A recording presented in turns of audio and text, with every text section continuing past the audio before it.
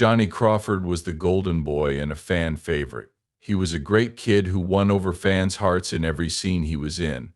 But was his real life as perfect as his character in the movies? Today we'll reveal some of Johnny's deepest secrets, even the ones that led to his death. Johnny was a famous American actor, singer, and drummer who worked on TV shows in the 1960s and 1980s. He played Mark McCain in The Rifleman and one of the original Mickey Mouse Club characters. He was a natural fit for the part, and sometimes he was so good at it that people forgot who Johnny and Mark were. These aren't just empty claims. The kid was nominated for an Emmy when he was only 13. Fame's managers were pretty good because they didn't just let him do The Rifleman, they also pushed him into other areas of show business. He was a star in music because everything he put out sold out right away. He was a great actor, but you might not know that he wasn't always paid for his work. He liked to surprise people, but the surprise he gave his fans in 2021 broke their hearts. All of these questions lead to the biggest one. If you want to know why someone so great had to die with so many regrets, you'll have to read all the way to the end. Crawford was born on March 26, 1946, in Los Angeles, to Betty and Robert Lawrence Crawford Sr. His maternal grandparents were from Belgium, and his maternal grandfather was a farmer. Alfred Eugene Mirren was a famous violinist. He grew up in a loving home with three siblings, Corden, Robert, and Nance. By now you should know that he came from a very clear line of family, so his great destiny was handed to him in a silver platter. It wasn't like he didn't have any talent of his own. In fact, Johnny and his older brother Robert became three people, including the brothers from the show Laramie and their father Robert Sr., were nominated for Emmy Awards. The brothers were nominated for acting, and their father was nominated for film editing. He already had a great portfolio, so when he was 9, his parents pushed him to try out for a part as a mouse seer on the Mickey Mouse Club. The producers took one look at him and decided that this young boy was the best person for the part. Johnny knew right away that he wanted the part and didn't think twice about it. Now for the big surprise. Did you know that a BC never paid Johnny? Well, to be more specific, Johnny and his parents told his agent that payment wasn't needed because it was more of a gesture to a BC since they didn't plan to pay him. Most people would think this was a terrible thing to do to a child, but it wasn't wrong for a. Families like them don't care about money because what they're getting by having their son play that part is much more valuable fame that will take their son to heights in Hollywood that they have never seen themselves. This little trick of theirs paid off 100 times over when he started getting more and more roles. He got his start as one of the 24 original mice on Disney's The Mickey Mouse Club in 1955, where he played many roles on the Red Team. His brother Bobby also became a TV star by appearing on the show. At the end of the first season, he quit his job because he had gotten what he needed from them. He left a BC and quickly became a part of his first movie, Sons of Katie Elder. He starred with John Wayne. Don't worry, is Wayne related to Batman or not? By being in this movie, he gained the second important thing an entertainer needs: confidence. He went on to be in many other major movies, like The Little Boy Lost. This was Crawford's big break as an actor because it was a Lou Video Theater production. Released on March 15, 1956. He also appeared in one of the few color episodes of the popular Western series The Lone Ranger in 1956. He started freelancing and worked as an actor for 2.5 years, getting almost 60 TV credits, including roles in 3 episodes of NBC's The Loretta Young Show and an episode of the crime drama The. He played Sheriff of Coys in the season 1 finale of The Restless Gun in 1958, and he gained even more fame when he played Bobby Adams in the drama Courage of Black Beauty that same year. The boy was on a roll because he was in or connected to every big movie or TV show of the time. He played Tommy Peel in the 1958 episode The Dealer of Tales of Wells Fargo. What do you think happens to a young talent when they are exposed to so much limelight and fame? Fame corrupts the mind. But did it work out the same way for young Johnny? Let's find out. Johnny Crawford's big break came when he was cast in the show The Rifleman. This time he wasn't playing a kid this time. He played Mark McCain, the young son of war veteran Lucas McCain. Again, that famous war veteran is none other than the living legend Chuck Connor. It's a very important role for Chuck because he was one of the first actors to play a single father on live TV. The show ran from 1958 to 1963 and was a huge hit with the whole world. People at the time didn't see this kind of father-son relationship very often, so the sweet and sour father-son relationship and the lessons it taught viewers about life was a new big thing on TV. Johnny was in 168 episodes, and because of these, The Rifleman shot him to the top of fame in Hollywood. Many people thought it was Chuck Connors who gave him his start. Johnny brought him fame and put him in the spotlight. But wait until the end to hear how Johnny saved Connor's career and made him the iconic Rifleman for so long. After that, he became even more famous thanks to The Big Valley, an American Western show that ran from 1965 to 1969 and starred Johnny and Barbara Stanwyck as the big widow of a 19th century rancher. He killed his other roles in the movies The Count of Monte Cristo and Cavalcade of America. At this point in his career, Johnny was being used in projects by people who knew he was the Golden Sparrow, and that anything he was in would be a hit. Cameos on Rawhide and Hawaii 5, and he was a frequent guest on The Tonight Show with Johnny Carson and The Mike Douglas Show. Johnny was now a symbol of fame and a popular name, and kids wanted to be like him and live his fancy life. Things get interesting now, because this is when Johnny Will Save Connor's story began when the show's original producers, Levy Gardner Lean Productions, bought the rights from MPI in late 2013. This meant that all 168 episodes could be released at once. The show was very popular in its early seasons, but it ended when our beloved Lucas McCain started dating Miss Millie in the third season. Fans did not like this relationship.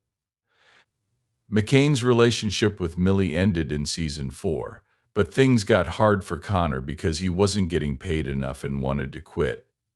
James Whitmore or John Anderson were almost hired to replace him, but the producers saw that Connor was the best fit for Lucas McCain and kept him.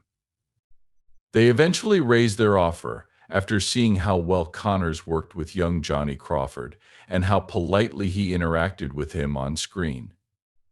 Connors accepted the new offer and kept working as the Rifleman. This made him the famous star he is today, and if not for Johnny, he would have been. People forget that Crawford had a close working relationship with Johnny, but their relationship off-screen was, oh boy, you might want to buckle up for this one. Crawford didn't respect Connor as a person. He saw him as a bother and a bad influence. He even called Connor a He had such a great acting career that people will remember him for hundreds of years, but wouldn't it be the worst thing for Johnny to forget all that glory and fame? What do we mean by that? You'll soon find out. Many people think Johnny's decision to pick up music all of a sudden was strange or inappropriate, but that's because they don't know him or his story. We've already told you that Johnny came from a famous musical family. His mother played the piano and his maternal grandpa Alfred Eugene Mirren was a violinist in Germany and Belgium before moving to the United States in 1914.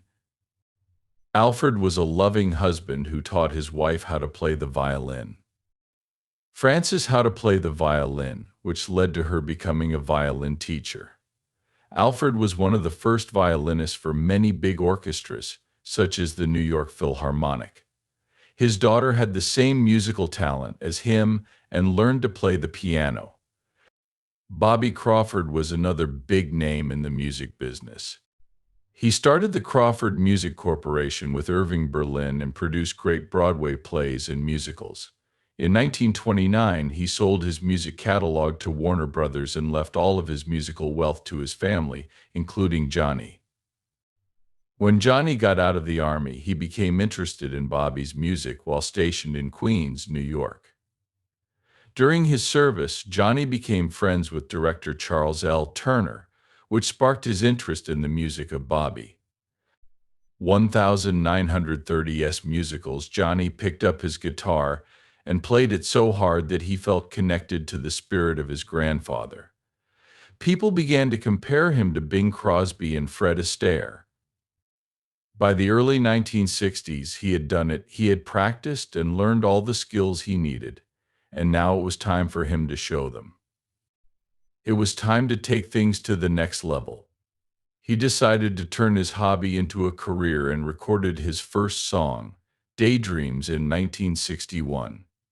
His fame as the son of the Rifleman helped him get fans right away, and he signed with Deli Records. With their help, many of his songs made it to the Billboard Top 100 charts. Johnny had 8 Billboard Top 100 hits and released 3 albums. He didn't forget to follow in his grandfather's footsteps and start the Johnny Crawford Dance Orchestra, which played big band jazz and swing music. The man was full of surprises because he was already famous. Johnny Crawford was very successful in music and movies, but he still had one more thing up his sleeve.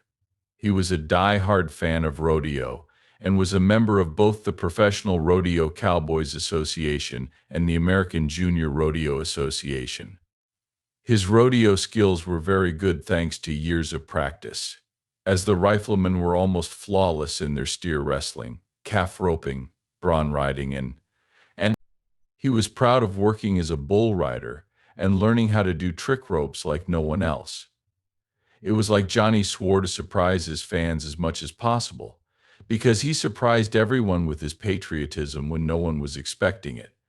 Johnny joined the U.S. Army because he did his country's bidding by fighting in the Vietnam War from December 1965 to December 1967. Johnny gave up his successful career and all of his hobbies to serve his country. He often said, "I don't feel like I'm giving up anything. I owe it to my country." His military career began with basic training at Fort Bliss, Texas, and led to the Army photo.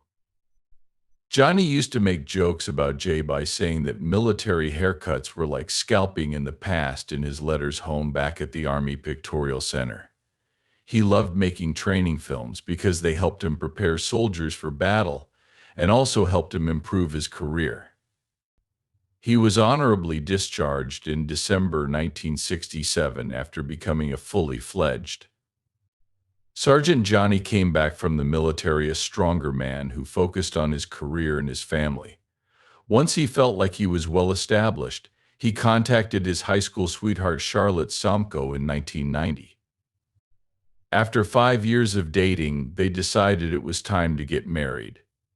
Johnny was one of the luckiest men in Hollywood because he never had to divorce or break up with a woman, and their marriage was as strong as a bull.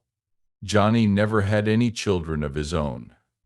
He had his own problems, but that didn't stop him from being a father. He raised his 2 stepdaughters, Brenda and Jamie, with love and lived happily ever after with them. Johnny loved working with his family. He and his brother Bobby starred together in the Mickey Mouse Club and later formed a musical duo called the Crawford Brothers. After getting out of the Army, Johnny took a break from acting, but he quickly returned to the career he loved with roles in movies like The Gambler. Returns the Luck of the Draw in 1991, and in one of the roles he played with Chuck Connors again. His acting career was very successful until he retired in 1999. He just made a cute comeback in 2019 in William S. Hart's silent film The Marshal. Why was his end so sad? What unexpected thing happened? He told his fans in 2021, "Imagine living a life so perfect and full of glory. You never make any of the mistakes that other young celebrities do. And you have everything that an average superstar wants in life when you are just in your 20s. But all of these things are what you achieve in your youth, and remember that once you get old, it seems insignificant." Johnny didn't have that luxury because he was diagnosed with Alzheimer's disease and couldn't remember all that fame. He was surrounded by people who, on his deathbed, he never recognized them. Do you know how lonely and scary that kind of death is? It was a big punishment that Lady Luck gave him. A GoFundMe effort was started to help pay for his medical bills. At that time, he was worth about $500,000, but most of it was in investments. Then, the shocking hero shocked fans again when they heard that our beloved Johnny Crawford had died on April 29th, 2021. He didn't die of Alzheimer's, but from COVID-19. Rest in peace, Johnny Crawford. You will always be remembered as a shining tear in the minds of everyone.